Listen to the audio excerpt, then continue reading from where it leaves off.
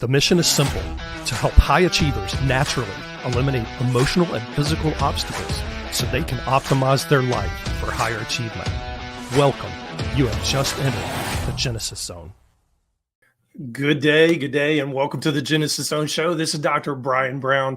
Thank you for taking time out of your busy schedule to join us today. We're going to be talking about mindfulness and what that can do for you in the workplace. And I'm going to discuss 7 simple ways how you can add mindfulness to your workday without totally disrupting your whole schedule. Recently, I was working with a high-level business owner, and there were some basic things going on at home and at work that literally drove this person crazy. Now, it seemed to them that everyone was purposefully trying to push all of their proverbial pet peeve buttons, so to speak. And as a result, they felt taken advantage of. Now, we devoted a complete session, a 1-hour session that day, to doing some subconscious remodeling work around the beliefs and the pet peeve buttons. And this allowed them to hopefully, that was my goal, to be more mindful about these situations without judging them, feeling angry, or feeling taken advantage of. Now, about a week after our session, I received a text message from this business owner, and it said this, quote, "I think the stuff that you did last week is voodoo," quote unquote. They went on to explain that without a single request for change in other people's behavior at work and at home, the pet peeves just disappeared. The behaviors disappeared, and everything magically came to a stop. And they were blown away by that. So being amazed, they thanked me for what I had done for them, to which I quickly reminded them that they were the ones that did the work. They had the shift in energy that occurred in them, and I simply held space as a guide to help them on that journey. I also reminded them that it was their energetic shift that led to this effect in their environment with the people around them, and gave them an example of that I often use with people. So the example I gave them was, when you throw a rock into a pond, it has a ripple effect that sends out rippling waves of energy for great distances, sometimes from the point of the impact of the rock on the water. And this is equivalent to their positive shift in energy that had that same ripple wave effect on their environment and the people within their environment, to bring about the changes that they were seeing. In other words, all of these pet peeve button pushing behaviors just stopped, and they didn't even have to make a request of the person or people to stop these behaviors. Whereas I can't condense 3 years of additional training in subconscious remodeling into the confines of this show, I can share with you how to become more mindful in your day-to-day life. So what is this mindfulness stuff anyway? Well, it's a quick and easy way to promote mental well-being, reduce stress, and enhance overall productivity. Mindfulness is the practice of bringing one's attention to the present moment without judging the present moment or anything going on in the present moment. In short, it involves being fully aware of one's thoughts, emotions, and physical sensations within the body, while accepting them without reacting or attaching meaning to them. And that's critical. And it does take, I'll be honest with you, a level of maturity to be able to say, okay, I'm going to assess what's going on, how I'm feeling emotionally, how I'm feeling physically, what thoughts are going through my head. And I'm just going to simply accept them, acknowledge them without reacting or attaching any kind of meaning to it. It may seem like it's impossible to some people, but it's really not. It's very easy to make that shift and literally just vocally say, I choose not to react or attach meaning to this. Now, When you're in this heightened state of awareness, it allows you to observe your experiences with more clarity and non-reactivity.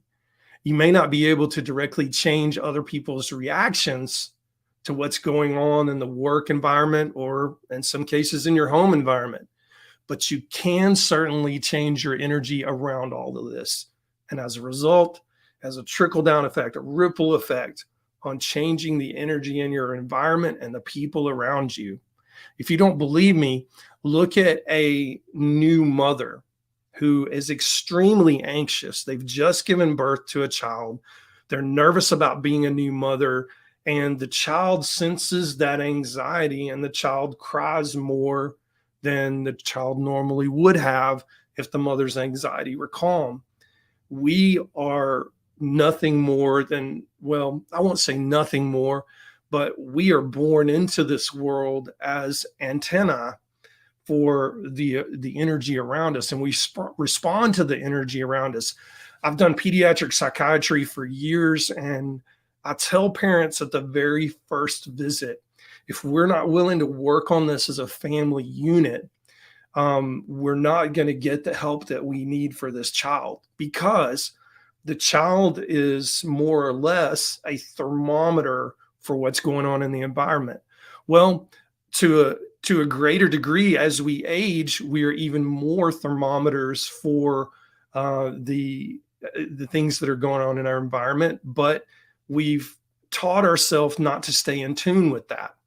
I would also add that we're thermostats for our environment, and we can learn to control the energy and the temperature of what's going on around us simply by making internal shifts within us. Now, before we discuss the how to, allow me to share some of the benefits of doing this on a regular basis in your work life and even in your personal life, if that applies. Integrating mindfulness practices in your life offers a lot of benefits, like reducing stress, improving focus and productivity, enhancing emotional intelligence, and promoting work-life balance. So let's go back up to the top. Reducing stress.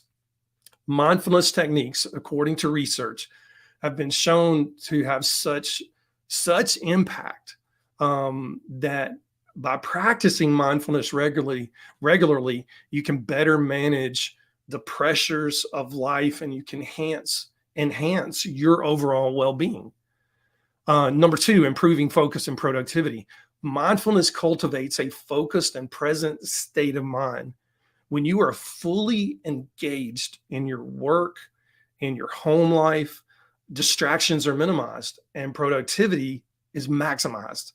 Now, research also shows that mindfulness also enhances cognitive abilities, memory, and creativity, leading to better problem solving and decision making. Number three, enhancing emotional intelligence. Mindfulness increases self-awareness and emotional intelligence, allowing you to understand and regulate your emotions more effectively. And this promotes healthier communication, healthier conflict resolution, and better teamwork within the workplace and within the home. And lastly, number four, promoting work-life balance. Mindfulness helps you create healthy boundaries in your life between you and work, between you and your personal life, between you and your surrounding world. And it simply allows for a better work-life balance. By being fully present in the moment, you can reduce work-related stress during your personal time and fully engage with your family, friends, hobbies, and even self-care activities. Now, here's where everyone tries to make this more difficult than it needs to be. So I'm going to share with you 7 simple ways you can practice mindfulness throughout your day as stuff arises. Mindful breathing, number 1.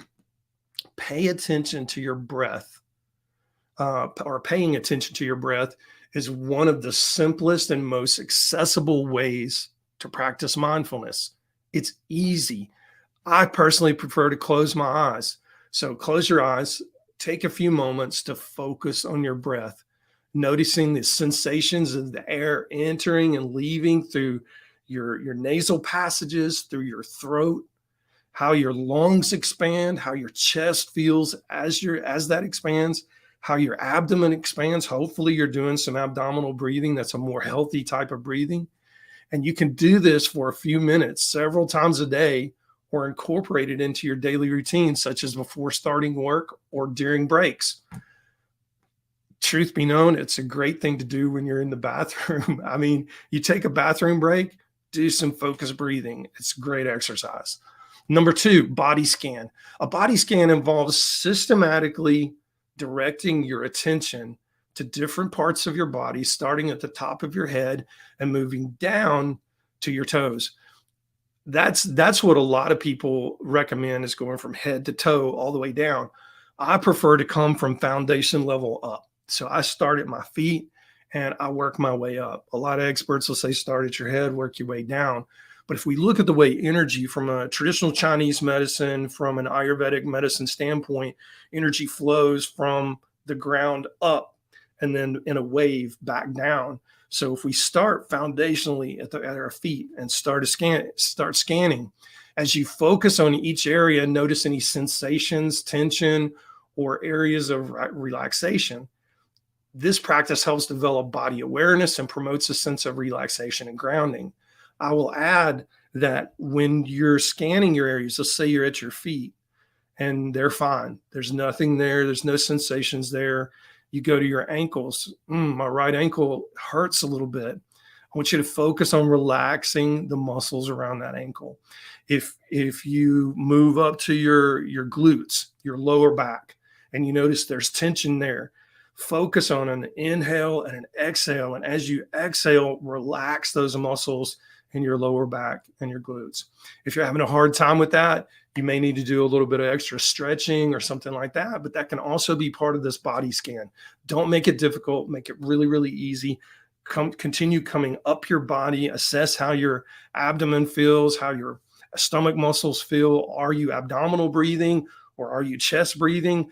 Is your abdomen or chest not moving at all when you breathe?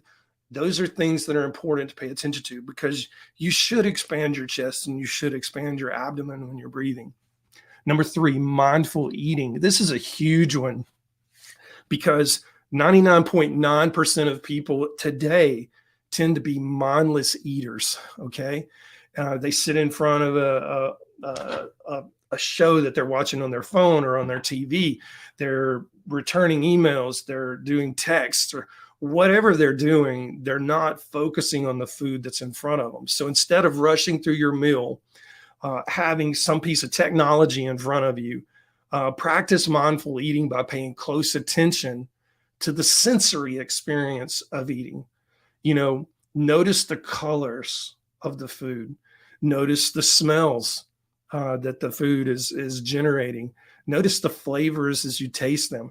One of the things I love to do is I just sit and I look at the plate of food first, and then I lean over and I smell it.